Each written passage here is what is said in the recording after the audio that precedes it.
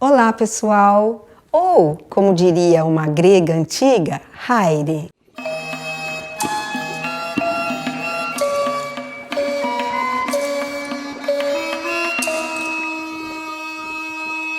Pelo que eu me lembro, nós paramos o segundo episódio no momento em que não sabíamos se Zeus atenderia ou não a prece que lhe fez a deusa Tétis.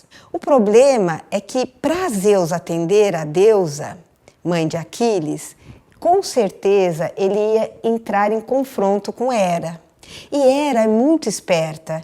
Não sei se vocês se lembram, mas eu disse que Tétis teve a sorte de encontrar Zeus afastado dos demais deuses. Por conta disso, Tétis pôde conversar sozinha com Zeus e fazer a sua súplica. Mas o problema é que Hera, lá de dentro, observou a cena. E quando Zeus voltou ao convívio dos demais imortais, ela foi questioná-lo. O que Tétis queria? Imagino que seja pedir algo em favor de Aquiles. E qual é o problema aqui? É que Hera, decididamente, ela será sempre pró-gregos, enquanto o pedido de Tétis favorecia os troianos. E aí Zeus, que já está bem acostumado a lidar com a mulher, dá um basta, diz, olha, pare com isso, você sempre desconfiada, você sempre me questionando, isso só vai me fazer me afastar de você. E se meus desígnios forem num sentido, você não será capaz de mudá-los. Então vamos mudar de assunto. E aí começa um banquete, mais um banquete entre os imortais. Todos os deuses, após o banquete divino, foram dormir. Mas Zeus fica preocupadíssimo. Como encontrar um meio de atender a súplica da deusa Tétis? Ele pensa e acaba encontrando esse meio. Ele resolve mandar um sonho enganoso para Agamêmnon. Porque nesse exato momento, os exércitos viviam uma trégua. Trégua que é muito favorável aos gregos desde que Aquiles se retirou das batalhas. Então não era interessante que essa trégua fosse vencida agora, né? Fosse suprimida agora. Mas aí o que acontece? Ele manda, tomando a figura onírica, a forma de Nestor. Quem é Nestor? Nestor é o mais antigo, o mais velho dos chefes gregos que foram para a guerra de Troia. Heitor, na verdade, é o rei de Pilos, uma cidade no sul do Peloponeso. E ele serve durante todo o tempo da guerra de Troia como uma espécie assim de conselheiro, sobretudo de Agamêmnon. Então é por isso que Zeus resolveu usar a figura onírica de Nestor. E ele diz o seguinte para Agamêmnon: olha, interrompa a trégua, volte com os combates, porque agora sim houve consenso entre os deuses. Todos, a pedido de Hera, resolveram que os gregos devem ganhar essa guerra. Portanto, não esqueça, a figura onírica ainda diz para Agamêmnon, quando você acordar, não esqueça do sonho. E Agamêmnon acorda e toma a seguinte atitude. Primeiro, ele reúne o conselho dos magnânimos, formado pelos chefes aqueus, e conta a eles o sonho. Nestor, como é mais velho e mais sábio, diz o seguinte: bom, se fosse qualquer um que tivesse tido esse sonho, eu duvidaria, mas vindo do Basileu Tatos, vindo do nobre Agamêmnon, vou considerá-lo. E é claro que Nestor faz essa observação justamente porque ele sabe que não é um momento bom de retomar a luta, a guerra, porque Aquiles está fora. Só que Agamêmnon, estranhamente, diz o seguinte: antes, porém, vou testar os meus guerreiros. E manda a assembleia se reunir. Aí ele toma o cetro, e esse cetro é algo muito importante, porque o cetro é o símbolo de que aquele chefe, de que aquele rei tem um poder que vem direto, que é partícipe de Zeus. Por quê? Porque esse cetro foi feito por Hefesto, que é justamente o artesão dos deuses, foi dado a Zeus. Zeus deu esse cetro para Pélopes, que passou para o filho Atreu, que por fim passou para o filho Agamêmnon. Tudo isso para dizer que quando numa assembleia Agamêmnon pega esse cetro, ele está investido também da autoridade de Zeus.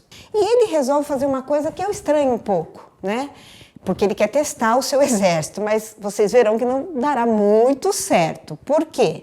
Ele diz o seguinte: olha, Zeus não vai cumprir o que ele me prometera lá no início, que nós venceríamos a guerra.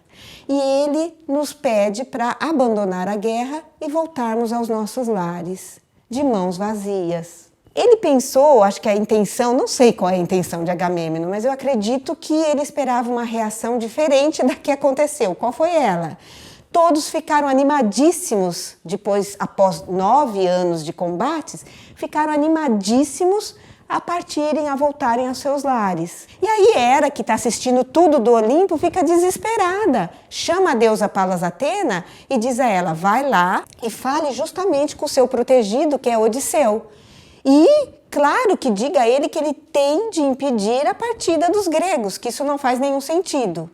E é justamente o que a deusa Palas Atena fará. Ela instiga Odisseu, que por sua vez falará com a assembleia. E ele, para convencer os gregos a ficarem, ele vai lembrar de um presságio que aconteceu na partida do exército. E ele diz o seguinte: vocês se lembram que quando estávamos para partir, surgiu do nada uma grande serpente de dorso avermelhado e ela atacou um ninho com 8 pardais que estavam com a sua mãe e devorou a todos. Então, os 8 filhotes mais a mãe somam o número 9. E 9 foram os anos que estamos aqui combatendo.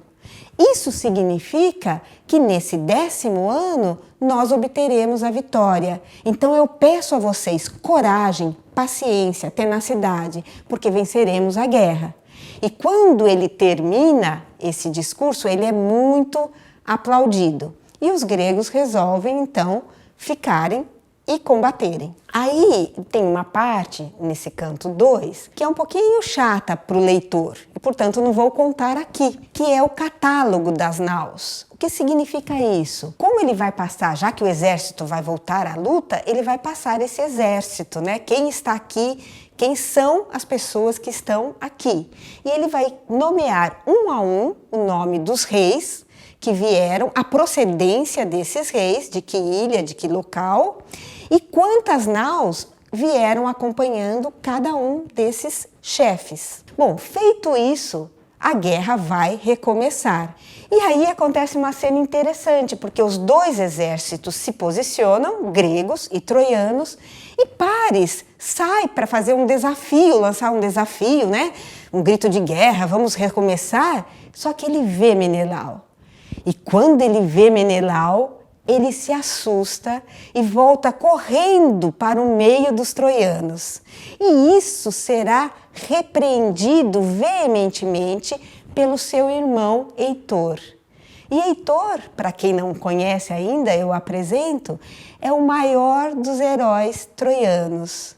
Ele é o mais valoroso, o mais corajoso e o mais eficiente em campo de batalha. E ele repreende fortemente o irmão, se ele não tem vergonha, afinal de contas, ele é o causador daquela guerra. E assim, com essa atitude, ele só pode ter causado riso aos inimigos. E Paris fica assim bastante constrangido, porque ele ainda diz o seguinte: não te adianta de nada os dons de Afrodite, a beleza, o tocar a cítara, se numa hora dessas você foge. E ele fala: não, tudo bem, você tem razão, mas não me culpe pelos dons da áurea Afrodite, porque aquilo que vem dos deuses sempre deve ser valorizado. E aí eu acho que ele ficou um pouco constrangido, ou muito constrangido, que já era o esperado. E ele propõe um combate individual entre ele e Menelau.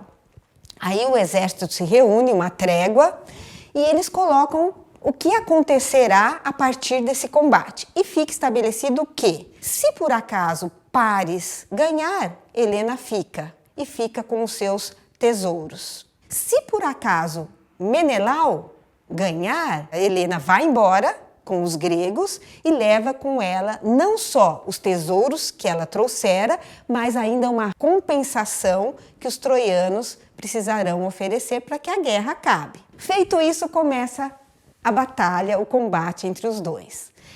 E eu diria que Paris está perdendo, porque num determinado momento, Menelau começa a arrastá-lo, né? Dá um ataque sobre ele e começa a arrastá-lo pelo elmo. Então tudo leva a crer que Menelau sairá vitorioso, mas não contavam com a ação da deusa Afrodite, que é a protetora justamente de Paris. Ela faz descer sobre o combate uma névoa e corta a fivela que prende o elmo à cabeça de Paris.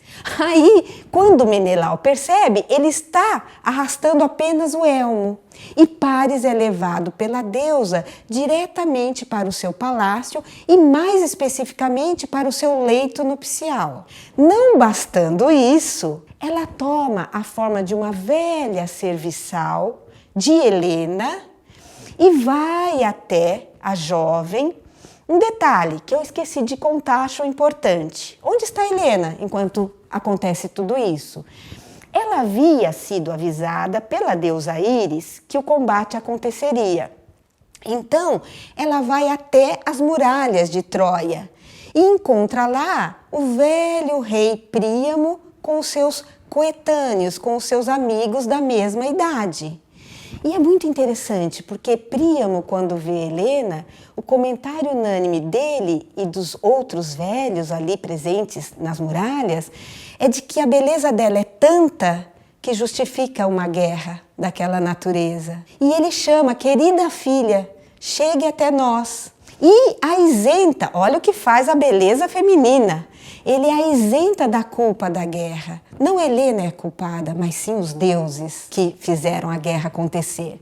E Helena fica do lado de Príamo porque ele quer saber lá no combate quem é quem entre os gregos. E ela vai descrevendo um a um os principais heróis aqueus. Bom, agora voltamos, né, ao momento em que parei para contar onde estava Helena.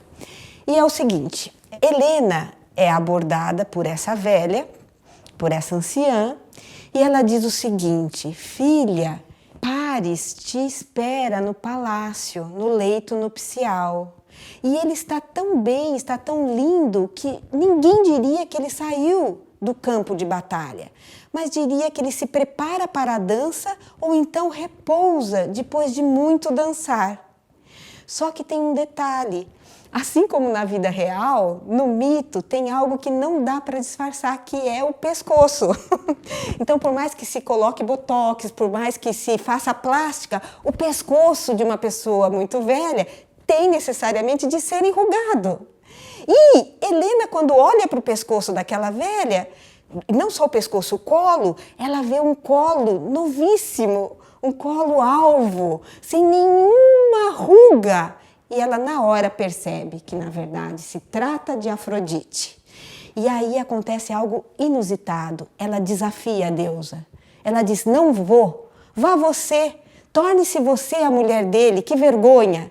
Eu acho que Helena já está um pouco cansada dessa história. Só que aí ela não contava, né? Nós estamos acostumados a falar de Afrodite como a deusa dos sorrisos, a deusa do amor, das paixões. Vocês não queiram desafiar essa deusa, que foi o que Helena fizera, porque ela acaba com Helena e ela diz assim, cuidado, hoje você tem o meu amor, se eu volto para você a minha ira, você está perdida. Helena entende muito bem o recado e vai quietinha para o seu quarto nupcial. Claro que quando ela chega lá, ela dá uma alfinetada também no Paris e diz que ele, se não fosse a ajuda de Afrodite, ele teria com certeza perdido a luta.